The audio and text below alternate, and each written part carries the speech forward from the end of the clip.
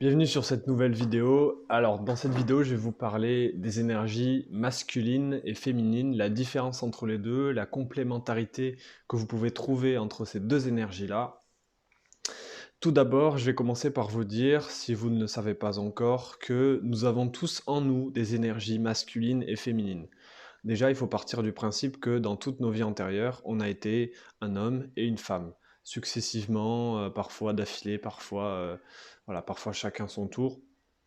Donc déjà, de ce fait, on a tous eu l'occasion de développer notre énergie masculine ou notre énergie féminine de par notre sexe dans ces vies-là. Ensuite, que vous soyez un homme ou une femme, de facto, vous avez des énergies masculines et des énergies féminines. De facto. En réalité, une énergie féminine ou une énergie masculine n'a rien à voir avec le sexe de la personne. Si on part du principe qu'une énergie est féminine ou masculine, c'est qu'elle est associée à un sexe, parce que les hommes ont eu une tendance à plus aller vers certains critères, à plus évoluer vers certains attributs que sont par exemple la puissance, la confiance en soi, l'affirmation, la force physique, etc. Alors que les femmes ont plus eu tendance à développer d'autres critères qui sont la sensibilité, les émotions, l'intuition, etc., etc. En fait, c'est juste un choix, si on pourrait dire un choix, d'évolution de l'homme et de la femme à travers leur histoire, en fait. C'est juste ça qui fait qu'on appelle énergie masculine et énergie féminine, en fait. Nous avons tous des énergies masculines et féminines. Moi, ces énergies-là, je les appelle anima et maxima. Anima étant l'énergie plutôt féminine, l'énergie de l'âme, l'énergie de réception. Je fais ce geste-là parce que c'est comme un vase, tu reçois l'énergie.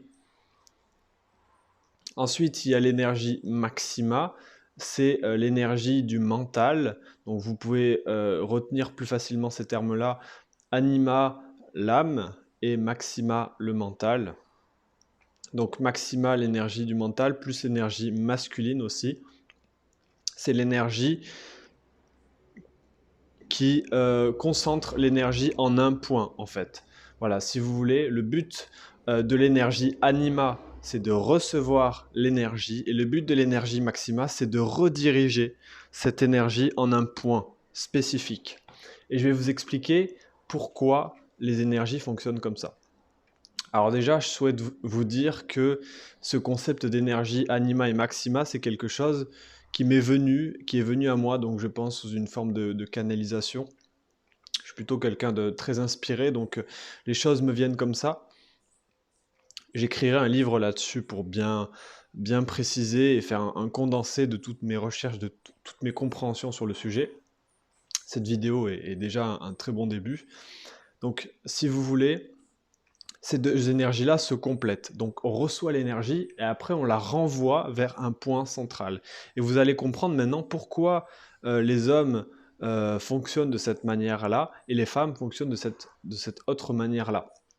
Vous allez comprendre aussi dans l'histoire de l'humanité pourquoi les hommes ont souvent eu tendance à dominer et pourquoi les femmes ont souvent eu une tendance à à se laisser plutôt dominer. En fait, ça a un rapport avec les énergies, avec ce type d'énergie-là, en fait. Si vous voulez, la femme, euh, de base, de par son énergie, alors je ne sais pas si elle est comme ça de base ou si elle a développé que ce critère-là, je n'en ai pas vraiment connaissance, mais je pense que c'est quand même biologique. La femme, donc, elle est plus dans une énergie de réception. On peut le voir notamment dans le sexe. Quand un homme couche avec une femme, généralement, c'est la femme qui reçoit, c'est la femme qui est le plus dans une forme, on peut appeler ça de la passivité. Je ne sais pas si c'est vraiment un mot juste, ça peut paraître un peu péjoratif, mais l'homme, il est plus souvent dans l'action, dans dans cet acte sexuel, alors que la femme est plus dans la réception de cette action qui est faite par l'homme. C'est le mâle qui rentre son objet dans la femme, et c'est la femme qui a un trou pour pouvoir recevoir cet objet. Enfin, je dis objet, vous avez compris de quoi je veux parler. Donc, c'est un peu toujours la même chose finalement. C'est l'homme qui renvoie dans une direction et la femme, elle reçoit. Donc, je pense que c'est quelque chose de naturel et de biologique, mais on en reparlera un petit peu plus tard. Euh, Si l'homme, au cours des siècles, au cours de l'histoire de l'humanité, a souvent été dans une position de dominant, et la femme souvent dans une position de dominé, voilà, c'est facile à savoir, hein, la plupart des rois, des empereurs, des chefs de guerre sont des hommes, la plupart des soldats sont des hommes, voilà. La plupart des figures d'autorité, en fait, ont été des hommes, en fait, hein, à travers les métiers, les siècles, etc., etc. Eh bien, c'est très relatif à l'énergie masculine, justement. Parce que l'énergie masculine, c'est de recentrer, concentrer même, dans une forme concentrique justement, concentrer l'énergie en un point, mais en un seul point. Et c'est pour ça qu'il y a souvent des luttes masculines, des luttes de domination, parce que quand on a un avis très fermé, c'est qu'on veut aller que dans une seule direction. On veut que les choses aillent dans ce sens-là et pas un autre, en fait. On manque d'ouverture. La femme, au contraire, elle est plus dans l'ouverture, dans la réception. Donc, elle a plus cette flexibilité, si vous voulez. Parce que son énergie, elle est plus large. Elle le reçoit. Elle le reçoit parfois beaucoup trop parce qu'elle se laisse happer, elle se laisse envahir par d'autres énergies. Si elle ne se protège pas avec ses énergies masculines, la femme va se laisser happer par tout et n'importe quoi, c'est ce qui peut arriver aux hommes comme aux femmes d'ailleurs, mais c'est ce qui arrive en général très souvent. Les hommes, c'est un peu l'inverse, en tout cas l'énergie masculine, euh, dans son extrême négative, c'est plutôt au lieu d'être dans cette ouverture, c'est dans cette fermeture et dans cet axe unique en fait qui permet c'est dans cette voie et pas autrement. C'est dans cette direction et pas autrement. C'est ce qui fait que l'énergie masculine, dans son excès, est très liée au fait d'être autoritaire. Vous pouvez aller voir sur mon site internet, sur la première page, le programme Renaissance, vous allez voir les différents piliers et vous allez voir les énergies masculines, féminines, l'énergie globale également. Vous allez voir leur manque, leur équilibre et leur excès de chaque énergie et vous allez vite comprendre. Je vais vous faire une petite lecture là, puisque j'ai mon ordinateur à côté. L'énergie masculine, donc dans le manque, c'est un affaiblissement. Dans l'excès, c'est une volonté de contrôle. Donc soit on est affaibli, dominé, soit on est dans le contrôle dominant.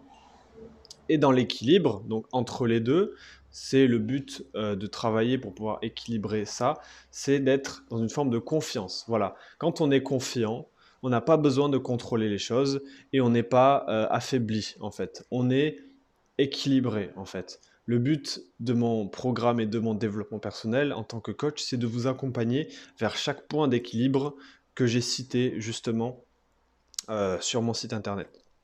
Donc, il y a également le principe de soumission, c'est le manque. Dans le manque, on est dans la soumission. Dans l'excès, on est dans la domination. Voilà. Et dans l'équilibre, on est dans l'affirmation. Voilà. Quand on est affirmé, on n'a pas besoin de dominer. On est ferme. L'affirmation, c'est être ferme, c'est pas être dans la domination, c'est pas être autoritaire, c'est être ferme. Il y a une grosse différence. Et on n'est pas évidemment soumis puisqu'on arrive à s'affirmer. Ensuite, euh, dans le manque, il y a également l'inaction, le fait, ce qu'on peut appeler la flemmardise, qui est très un terme très moderne, si je puis dire. En tout cas, on ne parlait pas vraiment de flemmardise avant. Euh, donc le manque d'énergie, c'est inaction, et l'excès d'énergie, c'est le surmenage. Évidemment, par exemple, les Japonais travaillent énormément. Les Japonais, ils sont plutôt dans un contexte de surmenage parce qu'ils travaillent beaucoup trop jusqu'à 70-80. C'est des acharnés de travail et clairement, c'est un peu du surmenage qu'ils font. Et l'équilibre de ces deux déséquilibres énergétiques, l'équilibre de ça, c'est la motivation en fait. Être motivé, ce n'est pas être dans le surmenage. Être motivé, c'est avoir envie de faire les choses, être enthousiaste, mais avoir l'énergie pour le faire. Il n'y a pas besoin de se surmener. Quand on se surmène, c'est qu'on n'est plus à l'écoute vraiment de nos besoins, de notre énergie, de notre fatigue, et on est dans le surmenage. L'inaction, c'est la logique inverse. C'est qu'en fait, on a un déséquilibre de vie qui fait qu'on a du mal à avoir de l'énergie physique pour pouvoir être dans la motivation, pour pouvoir se motiver à faire les choses. Peut-être qu'aussi l'inaction fait on manque de plaisir dans notre vie, d'enthousiasme, de joie à faire des choses, peut-être parce que ces choses-là nous ennuient. Donc forcément, on est dans l'inaction, on n'est plus dans la motivation. Le quatrième point, c'est le manque d'énergie dans le quatrième point, c'est la surempathie. Être trop dans l'empathie. Ça, c'est relatif à énormément de personnes que j'ai en coaching. Être beaucoup trop dans l'empathie. L'excès de cette énergie-là, c'est l'égoïsme, évidemment. C'est la logique inverse. C'est soit tu es trop empathique, soit tu es trop égoïste, en fait. Et c'est ce que l'on voit, évidemment, dans l'énergie masculine. C'est quelque chose de très connu. C'est être très égoïste. Et l'équilibre, évidemment, de tout ça, c'est l'alignement. L'alignement, pourquoi? Parce que c'est être aligné à qui on est vraiment. Qui on est vraiment, c'est à notre âme, à qui on est vraiment au fond de soi. Si on est vraiment soi-même, on n'est ni trop égoïste, ni trop dans l'empathie. On est entre les deux. On est à la fois dans l'empathie et à la fois égoïsme avec soi-même. Ce que j'ai appelé l'égoïsme sain. C'est pour contrebalancer avec l'égoïsme négatif, parce que vous savez, l'égoïsme, c'est un terme un peu péjoratif aujourd'hui dans notre société, parce que ça a été associé à quelque chose d'excessif, de négatif en fait. Du coup, moi j'ai créé un module qui s'appelle l'égoïsme sain pour pouvoir apprendre à être égoïsme de manière saine en fait. Voilà. Ensuite, pour passer à l'énergie féminine. L'énergie féminine, alors tout ça c'est très très intéressant, hein. Ce sont des informations que j'ai trouvées par moi-même à force d'analyse, de compréhension, etc. Qui rejoignent certaines personnes qui ont aussi écrit et peut-être parlé de ce sujet-là, mais moi je fais les choses par moi-même, donc j'ai plus fait mes propres recherches si vous voulez. Le manque dans cette énergie féminine, on va parler de maigre expressivité. Voilà, donc quelqu'un qui exprime peu ses émotions, donc c'est typiquement mon cas. Bon, j'essaie de travailler, mais en public, j'ai encore du mal à exprimer pleinement mes émotions. Voilà, c'est l'acceptation de moi-même, de ma sensibilité, de mes émotions, qui est liée à mon enfance, évidemment, et probablement vous aussi, si vous avez du mal à exprimer vos émotions.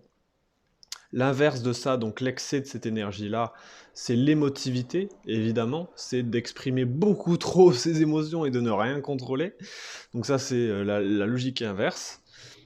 Et l'équilibre de ça, c'est ce qu'on appelle l'intelligence émotionnelle. C'est le fait de gérer, de gérer ses émotions de manière intelligente, de manière équilibrée. Voilà, c'est quelque chose qui s'apprend aussi. C'est pas forcément mon point fort, donc j'ai pas encore créé de modules peut-être hyper performants pour ça. J'ai créé des modules pour ça qui existent et qui sont efficaces, mais les émotions, c'est pas encore quelque chose que je maîtrise totalement chez moi, voilà, je suis honnête. Donc j'ai des modules qui sont très intéressants pour ça, mais je pense que je vais pouvoir construire des modules beaucoup plus efficaces dans le futur quand moi-même j'aurai avancé sur cette problématique. Le manque de l'énergie féminine, il y a aussi la timidité. Je l'ai classé là, vous pouvez le classer aussi dans l'énergie masculine, en fait, moi je l'ai classé dans l'énergie féminine. La timidité, et l'inverse, l'excès de la timidité, c'est l'arrogance. Être arrogant, être peut-être un peu trop confiant, en fait. Finalement, c'est ça. Ça, pour moi, c'est vraiment dans l'énergie féminine, c'est d'être beaucoup trop confiant et sûr de soi. Après, il y a des personnes qui vont le placer dans l'énergie masculine, ça se vaut aussi. Mais moi, je l'ai classé dans l'énergie féminine et je vais vous montrer pourquoi. Parce que l'équilibre entre la timidité et l'arrogance, c'est quoi? C'est l'acceptation de soi, en fait. La timidité, c'est justement qu'on a du mal à accepter des parts de soi-même, on a une mauvaise image de soi-même. Et l'arrogance, au contraire, c'est qu'on a une image de soi-même qui est surestimée, en fait. Et donc, vous voyez, c'est par rapport à l'image qu'on a de nous-mêmes. Et l'image qu'on a de nous-mêmes, c'est lié à l'être, pas vraiment lié au faire. Donc, je n'ai pas classé dans l'énergie masculine, qui est plutôt le faire, l'action. J'ai plutôt classé dans l'énergie féminine, qui est dans l'être, en fait, dans l'image de soi. Et donc l'acceptation de soi, acceptation de l'image qu'on a de nous, donc on peut l'appeler l'image de soi aussi, mais je l'appelais acceptation de soi. Voilà, j'ai classé dans l'énergie féminine. Ensuite, le troisième point, le troisième manque d'énergie dans l'énergie féminine, c'est l'insensibilité, le fait d'être insensible. Donc c'est d'être déconnecté de sa sensibilité finalement. C'est quelque chose qu'on peut retrouver beaucoup chez les hommes. Alors vous allez me dire, bah oui, c'est lié à l'énergie masculine parce que, bah non en fait, c'est les hommes qui se sont déconnectés de leur part d'énergie féminine et donc ils deviennent insensibles en fait. L'excès de ça, c'est au contraire la sursensibilité, ce qu'on peut appeler l'hypersensibilité, mais je dirais plutôt l'hypersensibilité qui est mal gérée. J'ai mis aussi déconnexion de soi, parce qu'effectivement, quand on est dans la sursensibilité, on se connecte à tout et n'importe quoi, et donc finalement, on se déconnecte de soi. Et l'équilibre, évidemment, de ça, bah, c'est la sensibilité. En fait, c'est quelque chose de totalement classique. Mais pour être équilibré, il faut être ni dans l'insensibilité, ni dans la sursensibilité, donc dans la sensibilité, tout simplement. Le quatrième point de manque d'énergie, c'est avoir des faibles intuitions. Donc avoir finalement très peu d'intuition, en fait, être peut-être trop connecté à son mental, c'est la conséquence, mais avoir des intuitions encore trop faibles ou alors trop peu d'intuition. Et l'excès, c'est évidemment d'avoir des intuitions exacerbées, euh, des intuitions perturbées. C'est peut-être les personnes qui sont en hôpitaux psychiatriques, justement, qui captent énormément de choses, qui captent tellement de choses, finalement, qu'ils ne savent plus les gérer. Et finalement, ils commencent à- à adopter des maladies qui sont tentées d'être soignées en hôpitaux psychiatriques, mais je ne suis pas sûr que ça marche vraiment. Et l'équilibre là-dedans, c'est justement avoir de fortes intuitions, de bonnes intuitions, voilà, des intuitions équilibrées. Voilà. J'ai également, c'est le pilier numéro 3 de mon programme, donc pilier numéro 1, énergie masculine, pilier numéro 2, énergie féminine. Le pilier numéro 3, c'est l'énergie globale. C'est un ensemble en fait. Donc l'énergie globale, moi je l'ai associée aux pensées, à nos croyances, à nos réactions. Et tout ça, c'est ce que j'appelle le système énergétique, en fait. C'est notre manière de gérer notre énergie de manière inconsciente, donc le système énergétique. J'ai fait un article dessus sur mon site, sur le blog, vous pouvez aller voir si vous voulez. Et donc tout ça, c'est le résultat des pensées, des croyances et de nos réactions, de nos habitudes, si vous voulez. Voilà, donc dans le déséquilibre, évidemment, l'énergie globale, c'est d'avoir des pensées négatives. Dans l'équilibre, c'est d'avoir des pensées constructives. Euh, dans le déséquilibre, c'est d'avoir des peurs bloquantes. Et dans l'équilibre, c'est d'avoir des croyances porteuses. Dans le déséquilibre, c'est d'avoir de mauvaises habitudes. Et dans l'équilibre, c'est d'avoir des habitudes saines. Dans le déséquilibre, c'est d'avoir des problèmes de santé. Et dans l'équilibre, c'est d'avoir une santé équilibrée. Voilà. Donc je vous ai résumé finalement ce qu'il y a sur mon site assez rapidement. Je voulais surtout vous parler des énergies masculines et féminines. Donc à travers l'histoire, les hommes ont généralement dominé la femme par jeu de rapport de force finalement. La femme qui est plus dans cette ouverture a eu du mal finalement à gérer cette emprise du masculin, mais la femme est restée connectée à son intuition, à ses émotions, à son âme en fait. Et donc finalement, ça fait qu'aujourd'hui, la femme est beaucoup plus en capacité de se connecter à son âme et de se connecter à des choses qui sont saines pour elle en fait. Alors que l'homme va plus facilement adopter des maladies, par exemple, parce que lui, il va se diriger vers des comportements beaucoup plus négatifs. Voilà, vous savez aujourd'hui que la plupart des alcooliques sont des hommes. Euh, voilà, tout ça, ce sont des mécanismes qui sont mauvais en fait, parce que forcément, quand on est déconnecté de son âme, de sa sensibilité, de son corps, eh bien, on commence à adopter des comportements qui sont mauvais. Donc, je vais pas dire que euh, être une femme ou être un homme, c'est plus ou moins facile. En fait, il y a des difficultés dans les deux, il y a des challenges dans les deux, mais il y a aussi des énergies qui sont innées et qui sont propres à chacun. Voilà. Et le but, ben, évidemment, c'est de travailler, de rééquilibrer chacune des énergies pour se sentir mieux. La plupart des personnes aujourd'hui qui font du développement personnel, sans surprise, ce sont des femmes. Les hommes ont généralement tendance à avoir du mal à se remettre en question et à avoir un ego assez persistant qui a du mal à se remettre en question parce que forcément, l'ego, il préfère avoir raison. Et quand il a tort, eh bien, il faut l'assumer, assumer à soi, devant soi, mais aussi devant les autres. Et ça peut être très difficile. Moi-même, j'ai éprouvé beaucoup de difficultés et j'en ai peut-être encore là-dessus, sûrement. Donc c'est jamais forcément facile. Voilà, quand on est un homme en plus, quand on est un homme qui est sensible et quand on est enfant, on peut être humilié. C'est ce que j'ai subi. Voilà, c'est jamais facile. La femme aussi, d'ailleurs, peut être humiliée de diverses autres raisons. Voilà. Je vais vous parler aussi du coup, qu'est-ce qui fait que la plupart aujourd'hui des femmes qui font du coaching ont un féminin blessé, ce qu'on appelle le féminin blessé. Le féminin blessé, mais aussi un masculin qui peut être en retrait. Voilà, ça dépend des femmes. Le féminin blessé, c'est quoi? Le féminin blessé, c'est simplement votre enfant intérieur qui a été blessé. Votre enfant ou votre adolescent intérieur, comme vous voulez.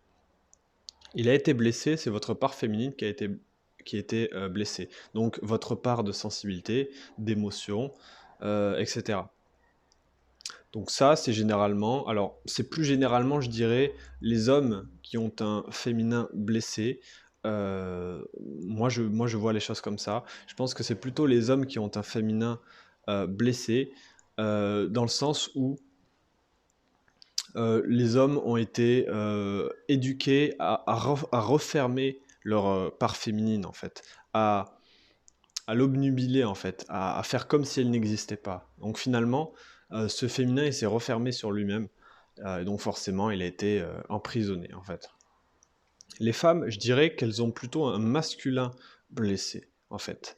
Là, vous allez me dire, mais c'est bizarre ce que tu dis, Axel, les femmes, c'est plutôt féminin qui a été blessé, puisque ce sont des femmes. Eh bien justement, moi je pense pas, parce que les femmes, en général, quand elles ont été, ce qu'on appelle en tout cas le féminin blessé aujourd'hui, ce sont des femmes qui ont été peut-être subi des traumatismes, subi des agressions, subi voilà, des attouchements, des trucs un peu bizarres, un peu malsains, très malsains même. Moi je le vois plutôt du côté du masculin blessé, parce que c'est le masculin qui est en capacité de se défendre lui-même. Voilà, c'est le masculin qui est dans l'affirmation, dans la force, dans l'action, dans l'affirmation et dans le fait de se défendre, en fait. Ça, c'est plutôt l'énergie masculine. Donc, quand tu n'arrives pas à te défendre, évidemment, ta partie féminine va être blessée aussi, parce que ta partie féminine, c'est ton identité, c'est l'être. Donc ça va être blessé aussi, ton image de soi va être ternie par le fait que tu t'es senti soumis, qu'on t'a dominé, qu'on t'a agressé, etc.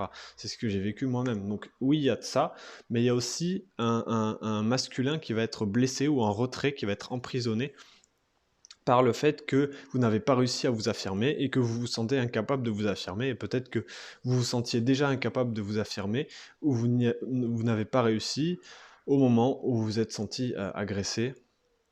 Il faut savoir que lorsque on vous agresse, c'est pas simplement la force physique qui compte, c'est aussi la peur et l'énergie, en fait. Tout est une question d'énergie. Prenez deux équipes de foot qui s'affrontent. J'ai fait une vidéo sur le foot et la spiritualité, d'ailleurs, si vous voulez la voir sur ma chaîne. Deux équipes de foot qui s'affrontent, la bataille sera énergétique avant d'être physique et d'être sportive et matérielle. La bataille sera énergétique et psychologique avant tout, avant d'être footballistique, vraiment. Et dans un combat de boxe, c'est pareil. La bataille, elle est énergétique. Celui qui a le plus peur, il va perdre. Vraiment. Et la peur, vous ne la voyez pas forcément quand vous regardez un match de boxe ou de foot, mais on peut l'apercevoir. Si on est, si on arrive à voir les subtilités énergétiques, on peut percevoir tout ça. Moi, j'ai joué à un jeu de foot pendant des années et des années, et je vois bien que quand je suis dans un état de paix et de confiance intérieure, j'arrive à faire des matchs de dingue et à gagner très facilement. Et quand au contraire, je suis dans une forme de stress et que je joue un peu par compulsion ou que je ne suis pas en forme, je vois que mon jeu change totalement différemment. Et en fait, c'est totalement ça, en fait. Tout dépend de ça, en fait. Tout dépend de l'énergie qu'on a. Et si on a des peurs internes, des insécurités internes, eh bien, les personnes vont pouvoir nous attaquer et nous agresser très facilement. Parce que le jour où elles vont nous affronter en face, eh bien, on ne saura rien faire, on sera incapable de se défendre, en fait. Et la peur, c'est une énergie. La confiance, c'est une énergie. Si vous êtes face à un agresseur et que au fond de vous, vous vous dites: «Ah putain, lui, je vais pas me laisser faire et je vais y arriver et je vais lui faire une clé de bras ou je sais pas quoi», l'agresseur, il va sentir votre confiance et il va le sentir aussi dans l'énergie. Il en aura pas conscience, vous peut-être non plus, mais dans l'énergie, ça se sent. C'est-à-dire qu'on a des capteurs internes énergétiques qui fait qu'on ressent l'énergie de l'autre personne, qu'on en ait conscience ou pas d'ailleurs, hein, et notre instinct, lui, les ressent et donc notre instinct, l'instinct de l'agresseur, il va se dire: «OK, cette victime, elle est vraiment faible, elle n'arrivera pas à se défendre» ou «Oh putain, cette victime, elle va pas se laisser faire, ça craint, je me casse» et oui, il y a des femmes, qui ont réussi à repousser des agresseurs juste parce qu'elles étaient en confiance, peut-être parce qu'elles ont fait des arts martiaux ou je ne sais pas quoi d'ailleurs, parce que c'est quelque chose qui s'apprend en général, hein. Vous savez, le conditionnement est tel dans la société qu'une femme, pense souvent qu'elle a besoin d'être protégée. On le voit dès les films, dès les dessins animés, Disney et tout ça. La femme généralement, elle se fait protéger par un homme qui est musclé. C'est toujours pareil, la femme se fait porter par un homme qui est musclé. On le voit, l'homme il est baraque et la femme elle est toute fine, et elle se fait généralement porter par l'homme, elle se fait, voilà, protéger et cetera. C'est quasiment souvent ça dans les films de romance ou dans c'est quasiment tout le temps ça, en fait et ça crée un conditionnement mental chez la femme qui fait que elle se dit, elle pense inconsciemment qu'elle doit se faire protéger. Et si elle doit se faire protéger, c'est parce qu'elle est incapable de se protéger elle-même. Et ça, c'est totalement faux. Mais comme on le conditionne, eh bien, on favorise cet état, cette croyance, en fait, chez la femme. Donc voilà, il y aura beaucoup de choses à redire sur ce sujet-là.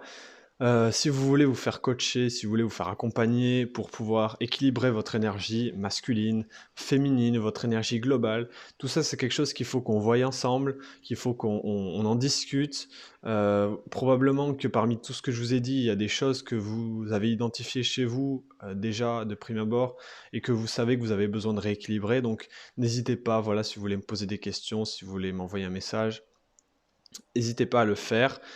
Si vous voulez également rejoindre le programme Renaissance, vous pouvez. Donc le programme Renaissance, c'est un programme qui est destiné à rééquilibrer votre énergie pour vous permettre de devenir qui vous êtes vraiment. Voilà, moi je pars du principe que notre soi divin, notre soi spirituel, notre soi profond, pour qu'il soit totalement libre, libéré, pour qu'on soit totalement nous-mêmes, il faut que nos énergies soient rééquilibrées à tous les niveaux. Notre énergie masculine, notre énergie féminine et notre énergie globale. Voilà, j'espère que cette vidéo vous a plu. À bientôt et salut.